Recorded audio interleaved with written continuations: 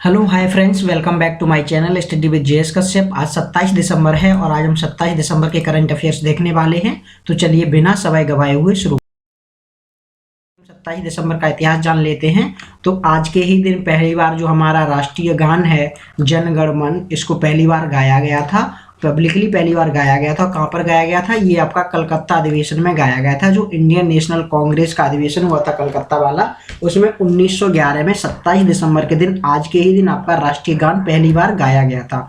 उसके अलावा 1934 में शाह ऑफ जो पर्सिया थे और उनका नाम था मोहम्मद रेजा पहलवी, इन्होंने बोला था कि हम पर्सिया को ईरान में मतलब मिला देंगे। तो इसी दिन घोषणा की गई थी। उसके बाद ये पर्सिया आपका जो जगह थी, आपका जो मतलब आपका राज्य था एक तरीके का, वो आपका पर्सिया आपका ईरान में मिल गया था।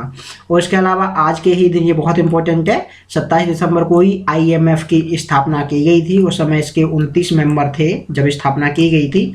और आईएमएफ का पूरा नाम क्या होता है? इंटरनेशनल मॉनेटरी फंड इसका पूरा नाम है और इसका हेडक्वार्टर वाशिंगटन डीसी में है। और इसके अलावा 2007 में जो पाकिस्तान की उस समय की प्रधानमंत्री थी बेनजीर भुट्टो, इनको मार दिया गया था, मतलब इनकी हत्या कर दी गई थी 100 बॉम्बर के द्वारा। ये पाकिस्तान की पहली प्रधानमंत्री, मतलब पहली महिला प्रधानमंत्री थी। तो इनको मतलब असैसिनेशन इनका किया गया था 2007 में।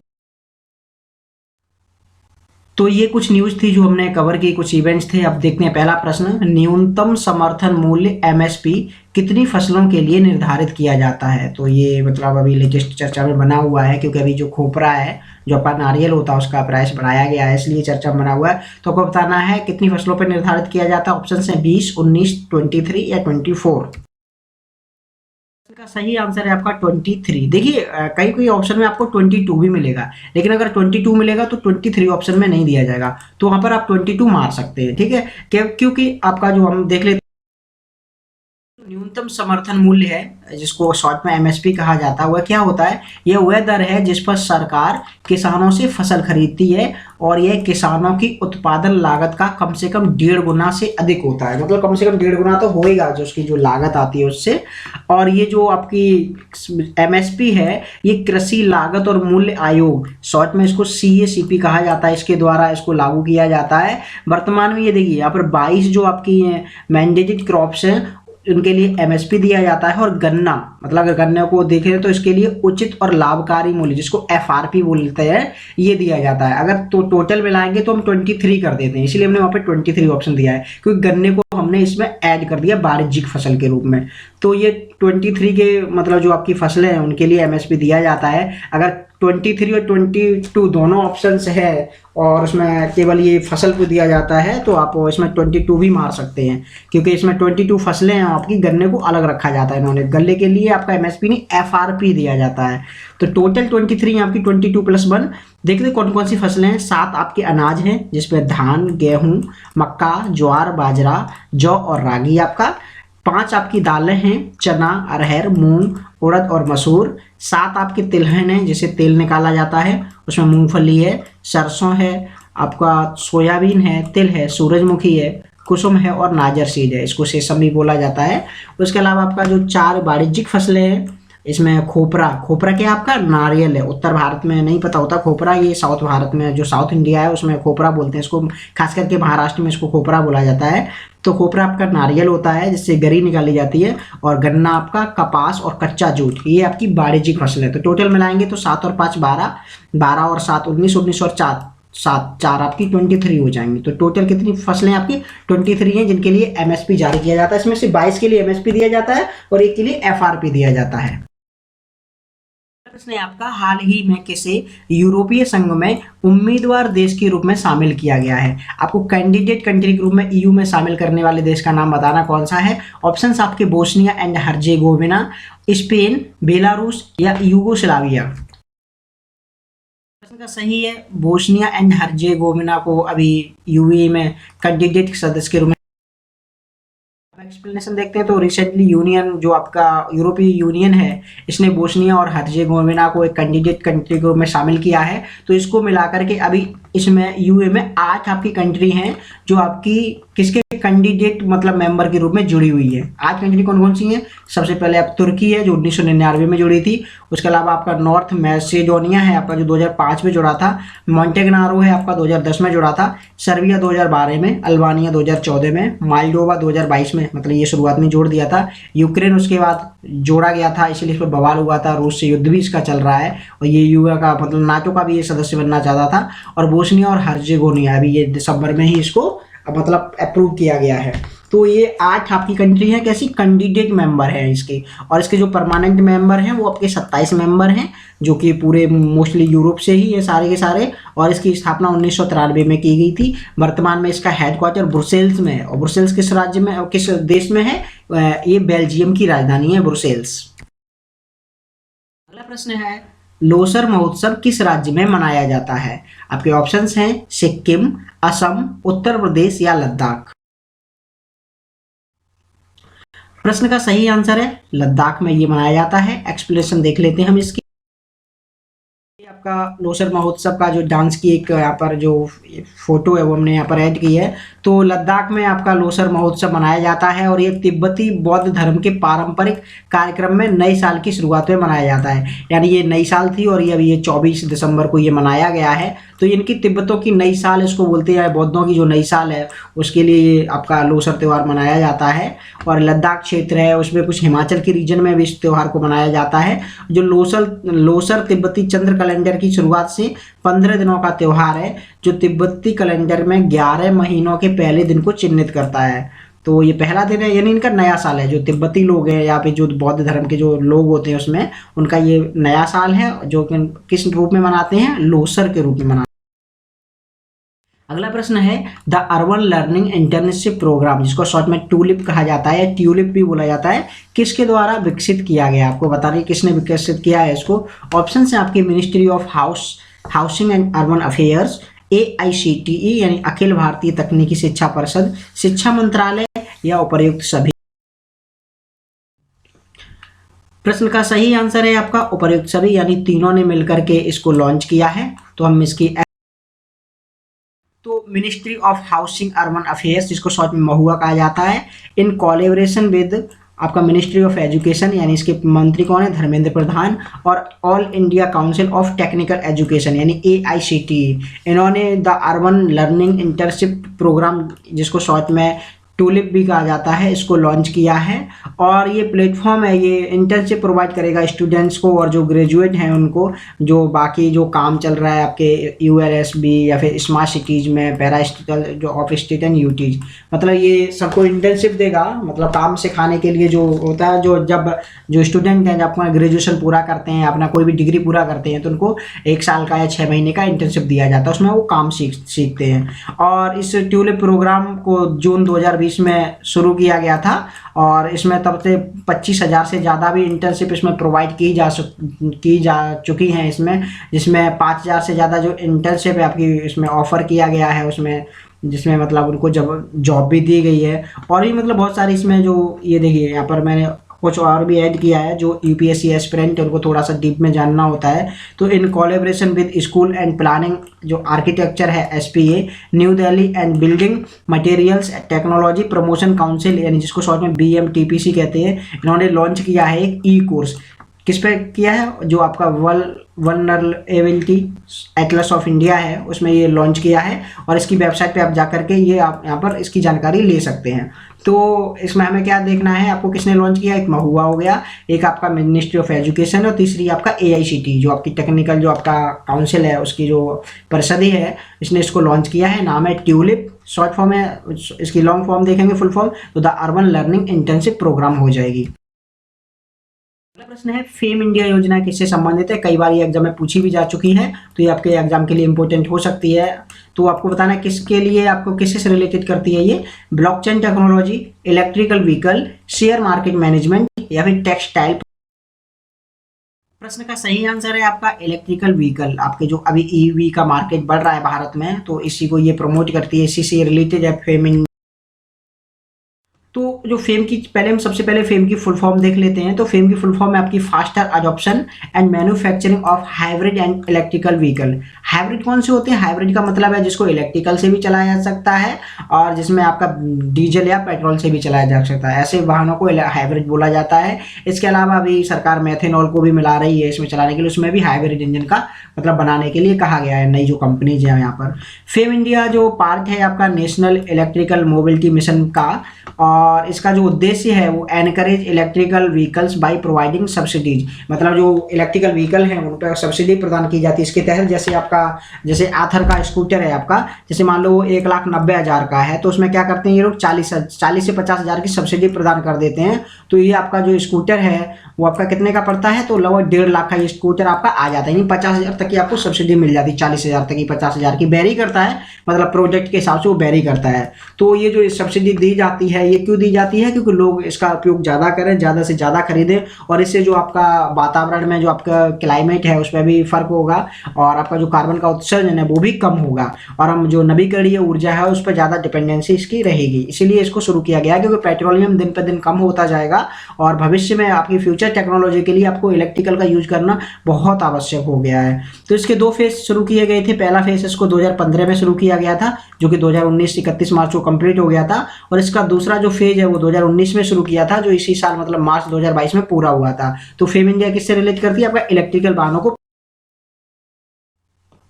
अगला प्रश्न है आपका गोल्डन क्रिसेंट ट्रायंगल में कौन कौन से देश शामिल हैं? आपने गोल्डन ट्रायंगल पढ़ा होगा, और आपने उसके अलावा जो बरमूडा ट्रायंगल मूवी देखी होगी, उसमें भी आपका वो ट्रायंगल है जो मतलब इसमें बहुत सारे अंदर के जो भंवर बनते हैं वो भी है आपका। तो आपको ये ऐसे गोल्डन क्रिसेंट ट्रायंगल है, आपको हम ये भी समझाएंगे किससे रिलेट करता है। पहले ये बताइए कौन कौन से देश शामिल हैं। ऑप्शन है आपके Pakistan, India, Bangladesh, Iran, Afghanistan, Pakistan, Myanmar, Thailand, Vietnam, या फिर सऊदी अरब, यमन और ओमान। प्रश्न का सही आंसर आपका ईरान, अफगानिस्तान, पाकिस्तान, ये तीनों देश मिलकर के आपका जो आपका गोल्डन क्रिसेंट ट्रायंगल है इसका निर्माण करते हैं। यहाँ पर मैप में देखिए ये आपका गोल्डन क्रिसेंट ट्रायंगल है, जिसमें आपका इधर कॉर्नर पे देखेंगे तो ये आपका ईरान हो जाएगा यहाँ पर, उसके बाद ये आपका अफगानिस्तान ऊपर हो जाएगा और इधर पाकिस्तान हो जाएगा। तो ये तीनों देश मिलकर के आपका गोल्डन क्रिसेंट का निर्माण करते हैं। तो ये गोल्डन क्रिसेंट है क्या एक्चुअली? ये ग्लोबल हब है for production and trafficking of narcotics and comprising the illicit opium cultivation areas in Iran, Afghanistan and Pakistan. इसका मैं मतलब समझा देता हूँ। यहाँ पर जो तस्करी करने वाले जो पदार्थ हैं, मादक पदार्थ हैं, उनका उत्पादन होता है, प्रोडक्शन होता है, यहाँ पर उगाया जाता है। आपको वैसे ही पता होगा अफगानिस्तान में सबसे ज्यादा अफीम उगाई जाती है। तो ये इन जो एरिया है ये तीनों का, ईरान, अफगानिस्तान और पाकिस्तान का, यहाँ पर मादक पदार्थों का कल्टीवेशन ज्यादा होता है, नारकोटिक पदार्थों का भी कल्टीवेशन ज्यादा होता है। तो इसमें ये जो तीनों देश हैं इनको आपका गोल्डन क्रिसेंट कहा जाता है, क्योंकि ये तीनों एक मतलब एक आपका ट्रायंगल बनाते हैं गोल्डन क्रिसेंट का। इसके अलावा अगर गोल्डन ट्रायंगल की बात करते हैं तो ये आपका यहाँ स्थित है, भारत के आपके पूर्व में स्थित है, और इसमें कौन कौन से देश आते हैं आपके? म्यांमार, थाईलैंड, आपका ये लाओस आता है इसमें, लाओस, और उसके अलावा रिपब्लिक एंड वियतनाम, इसमें लाओ लिखा है, ठीक है, लाओस प्यूपिल, तो लाओस आपका देश है यहाँ पर, वो भी आता है, और उसके अलावा वियतनाम आता है। तो ये इसमें 4 देश आते हैं जो आपका गोल्डन ट्रायंगल बनाते हैं। ट्रायंगल का मतलब 3 देशों से नहीं है, इस ट्रायंगल में कौन कौन से देश आते हैं? तो ये 4 देश इसमें आते हैं गोल्डन ट्रायंगल में। और यहाँ भी पहले ये जो ये था, जब अभी तो ये जो आपका गोल्डन क्रिसेंट ये सबसे बड़ा हब है, इससे पहले ये कंट्री आपकी लार्जेस्ट प्रोड्यूसर थी ओपीएम की। ओपीएम से हीरोइन बनाया जाता है, जो आपका ड्रग्स होते हैं वो ओपीएम से बनाए जाते हैं। तो ओपीएम का कल्टीवेशन यहाँ पर बहुत ज्यादा किया जाता, जिसको गोल्डन ट्रायंगल कहा जाता है इसको। और अभी ये जो अभी सबसे ज्यादा अभी जो वर्तमान समय में हो रहा है वो आपका इसमें हो रहा है, ईरान, अफगानिस्तान और पाकिस्तान में। तो यहाँ पर मादक पदार्थों का सबसे ज्यादा प्रोडक्शन किया जाता है और ये बाहर मतलब सप्लाई किया जाता है। देखिए इसका सदुपयोग करेंगे तो इसका जो ड्रग्स है आपका, इसका सदुपयोग आपका मेडिकल क्षेत्र में बहुत ज़्यादा होता है, लेकिन गलत तरीके से लोग इसको ड्रग्स को लेने में डायरेक्ट यूज करते हैं, वो थोड़ा सा गलत है और इससे मतलब वो एडिक्ट हो जाते हैं, जिससे अगर वो ना मिले तो उनकी कभी कभी डेथ भी हो जाती है। हाल ही में इंदिरा गांधी शांति, निरस्त्रीकरण और विकास पुरस्कार किसे दिया गया है? तो ये आपका इंदिरा गांधी प्राइज है फॉर पीस, डिसआर्मामेंट और आपका डेवलपमेंट के लिए दिया गया। आपको बताना किसे दिया गया है। देखिए यहाँ पे अपने कोट किए हैं और उसमें ऑप्शन दिए हैं। पहला है आपका भारतीय चिकित्सा संघ यानी इंडियन मेडिकल एसोसिएशन, या फिर trained nursing organisation of India, या फिर आपका Indian council of medical research, option है आपके पहला या only option 1, only option 2, only option 1 and 2 या फिर ऑल ऑप्शंस 1, 2 एंड 3। इस प्रश्न का सही आंसर हो जाएगा ओनली ऑप्शंस 1 एंड 2, यानी 1 और 2 आपके बिल्कुल करेक्ट आंसर हैं। और इसमें एक और लाइन और जोड़ी थी, कौन कौन से क्वेश्चन सही हैं, ठीक है, इसमें लाइन मैंने वो मिस कर दी है। तो ये आपके 1 और 2 बिल्कुल सही है। इसका एक्सप्लेनेशन देख, तो अभी जो इंदिरा गांधी प्राइज है आपका पीस और डिसआर्मामेंट और डेवलपमेंट 2022 के लिए दिया गया है आपका, ये मेडिकल फ्रेटर्निटी को दिया गया है। और इसमें क्यों दिया गया है, क्योंकि इसमें कोविड जो पेंडेमिक थी 2020 और 21 में, इन्होंने लाखों लोगों की मतलब मिलियंस ऑफ पीपल जो सफ़र कर रहे थे उसमें उनको मतलब काफ़ी इन्होंने ध्यान रखा है, काफ़ी लोगों की जानें बचाई हैं, काफ़ी मतलब इन्होंने इमेंसिव वर्क किया है, अच्छा काम किया है। तो इसलिए इसको रिप्रेजेंट करने के लिए जो आपका अवार्ड दिया गया है, किसके द्वारा दिया गया है, इंदिरा गांधी मेमोरियल ट्रस्ट के द्वारा इस अवार्ड को दिया गया है। और इसमें इंडियन मेडिकल एसोसिएशन और आपका trained nurses organisation of India, यानी शॉर्ट में इसको TNOI बोलते हैं या TNAI भी इसको बोलते हैं। तो एसोसिएशन कभी भी लिखते हैं तो इसको AI बोलते हैं, ऑर्गेनाइजेशन लिखते हैं तो इसको OI बोलते हैं, मोस्टली एसोसिएशन लिखते हैं। तो इसको दिया गया है और इन्होंने मतलब देश में इसकी मेडिकल फ्रेटर्निटी के काम में इसको रिप्रेजेंट किया है, काफ़ी लोगों को मतलब हेल्प किया है, इसलिए इस अवार्ड को दिया गया है। और अवार्ड देखते हैं तो इंदिरा गांधी आपका जो पीस प्राइज है 2021 में, ये पिछले साल का था, ये प्रथम फाउंडेशन को दिया गया था। प्रथम फाउंडेशन शिक्षा के क्षेत्र में काम करता है, ये रिपोर्ट भी देता है आपकी। उसके अलावा गांधी पीस प्राइज है 2022 का दिया गया है गांधी, देखिए इसमें इंदिरा गांधी और ये गांधी है, गांधी और मंडेला का जो पीस प्राइज है वो आपको दिया गया है दलाई लामा को। 14वें जो आपके दलाई लामा में हैं, इनको ये गांधी पीस प्राइज अभी 2022 में दिया गया था। और 2021 का इंदिरा गांधी पीस प्राइज किसे दिया गया, प्रथम फाउंडेशन को। 2022 का किसे दिया गया, ये मेडिकल फ्रेटर्निटी आपकी, जिसका दो नाम है IMA यानी इंडियन मेडिकल एसोसिएशन और आपका trained nursing organisation of India या फिर एसोसिएशन ऑफ इंडिया। अगला प्रश्न है, दुनिया के सर्वश्रेष्ठ व्यंजनों की सूची 2022 में भारत की रैंक क्या है। अभी आपके बेस्ट क्यूसाइंस हैं इन द वर्ल्ड फॉर 2020 की एक लिस्ट जारी की गई है, आपको बताना इसमें सबसे मतलब भारत को क्या रैंक दी गई है। ऑप्शन हैं फर्स्ट, सेकंड, थर्ड या फिफ्थ। प्रश्न का सही आंसर है फिफ्थ, यानी भारत को उसमें फिफ्थ रैंक पर रखा है। तो क्योंकि शायद मुझे लगता है इन लोगों ने इस तरह भारतीय व्यंजनों को सारों को टेस्ट नहीं किया होगा, अगर सारे व्यंजन टेस्ट कर लेते तो हमको फर्स्ट नंबर पर रख देते। तो देखिए अभी दिसंबर 2022 में टेस्ट एटलस अवार्ड के अनुसार भारत 2022 में दुनिया के सर्वश्रेष्ठ व्यंजनों की सूची में 5वें स्थान पर। अभी किसके द्वारा घोषित किया गया है इस आपके रैंक को, टेस्ट एटलस अवार्ड में। और इसमें पहले स्थान पर इटली है, इसके बाद ग्रीस का नंबर आता है, दूसरे नंबर पर ग्रीस है, तीसरे नंबर पर स्पेन है, चौथे नंबर पर जापान है और उसके बाद हमारे देश का नंबर आता है 5वां भारत का। और अगर अलग से दूसरी कैटेगरी देखेंगे इसमें तो पारंपरिक व्यंजनों की सूची में भारत के शाही पनीर है जो उसमें इसको 28वां स्थान मिला है, यानी टॉप 50 जो आपकी डिशेज दी गई हैं उसमें डिशेज की बात करें तो देखिए क्यूसाइंस आपका पूरा व्यंजन हो गए और एक पार्टिकुलर डिश की बात करेंगे तो आपका इसमें शाही पनीर को नाम दिया गया है और उसकी रैंक है आपकी 28वीं। अगला प्रश्न है आपका, दिसंबर 2022 में अंतर्राष्ट्रीय मुद्रा कोष ने वर्ष 2023 के लिए भारत की GDP का कितना अनुमान लगाया। अभी GDP का प्रेडिक्शन किया है IMF ने भारत के लिए और वर्ल्ड के लिए भी किया है, तो आपको बताना कितना रखा है। ऑप्शन है आपका 7%, 7.4%, 7.2% या 6.8%। प्रश्न का सही आंसर है आपका 6.8%। एक्सप्लेनेशन देख लेते हैं। तो अभी इंटरनेशनल आपका मॉनेटरी फंड है जिसको शॉर्ट में IMF बोला जाता है, इसने जो भारत की जो प्रोजेक्शन है आपकी ग्रोथ की उसको कम कर दिया है, जो कि पहले इसने 7.4% बोला था और अभी इन्होंने 2022-23 के लिए इसको 6.8% कर दिया, यानी पहले से कम कर दिया। क्यों कम किया गया है, क्योंकि स्लोइंग ग्लोबल इकोनॉमी, मतलब जो ग्लोबल इकोनॉमी है वो कम हो रही है, स्टेबल इन्फ्लेशन और rising interest rates and war in Ukraine, ये सारे मुद्दे हैं। आपका इंटरेस्ट रेट बढ़ रहा है, वॉर भी यूक्रेन का चल रहा है, इससे इकोनॉमी की स्थिति डगमगा गई है देशों की, इसलिए भारत की GDP को कम कर दिया गया है। अभी देखते हैं, तो अभी देखें वर्ल्ड की जो 2022 और 2023 में, देखिए 2022 वो रेड कलर की है और 2023 में आपकी इसमें ब्लू कलर की है। तो देखेंगे अगर पूरे विश्व की देखेंगे तो 2022 में आपकी 3.2 रही है और नेक्स्ट ईयर ये 2.7 होने वाली है, यानी पूरे वर्ल्ड की जो GDP है वो कम होने वाली है। हमारे भारत की GDP वर्ल्ड में सबसे हाईएस्ट रहने वाली है। देख लीजिए, यूएस की जो जीडीपी है अभी इस साल में 1.6 रही है और नेक्स्ट ईयर 1% होने वाली है। चाइना की 3.2% रही है 2022 में और नेक्स्ट ईयर ये 4.4% हो जाएगी चाइना की। यूरोप, अगर यूरो एरिया की बात करते हैं, यूरो का मतलब यूरोप का जो एरिया है उसकी बात करते थे, 3.1 रही है इस साल में और नेक्स्ट साल ये बहुत कम हो जाएगी 0.5, क्योंकि ये यूक्रेन का वॉर यूरोप में ही चल रहा है, इसलिए इसमें सब इफेक्ट पड़ा है। रसिया ने जो इसकी पाइपलाइन सब्सिडी थी, जो पाइपलाइन थी परियोजना, उसको सबको रोक दिया है या फिर मतलब उसके भाव बढ़ा दिए हैं या मात्रा में कम खपत की जा रही है। उसके अलावा इंडिया की देखेंगे तो अभी जो फरवरी जो 2023 में है इसकी जो अभी की गई है 6.8% इसको मतलब किया गया। देखिए यहाँ पर जो थे 2022-23 थे, यहाँ पर इन्होंने लिखा है फरवरी ईयर फाइनेंशियल ईयर 2023 और उसके बाद 6.1 रहेगी मतलब 2024 के लिए। तो भारत की जीडीपी सबसे ज्यादा है। रसिया की नेगेटिव में चली गई है, माइनस का 3.4 अभी इस साल की है 2022 की और 23 में ये -2.3 रहने वाली है। ब्राजील की भी 2.1 है और इस साल में अगली साल 1 पॉइंट रह जाएगी। अफ्रीका की 2.1 है और अगली साल 1.1 रहने वाली है। तो ये जीडीपी है ओवरऑल वर्ल्ड की, मैंने यहाँ पर सभी डिस्कस किया। अभी भारत की देख लेते हैं तो आईएमएफ ने कितना किया है। देखिए इसने पहले अनुमान लगाया था आपका 7.4 का और अभी कितना कर दिया 6.8। ऐसे ही आपका वर्ल्ड बैंक ने पहले अनुमान लगाया था 7.5 का और ये प्रेजेंट में कितना कर दिया, इसको 6.5 कर दिया है। एडीबी यानी एशियन डेवलपमेंट ने पहले अनुमान लगाया था इसका 7.5 का तो प्रेजेंट में इसने 7% कर दिया है। RBI reserve bank of India ने पहले अनुमान 7.2 का लगाया था और वर्तमान में इसको 7.0 कर दिया गया है।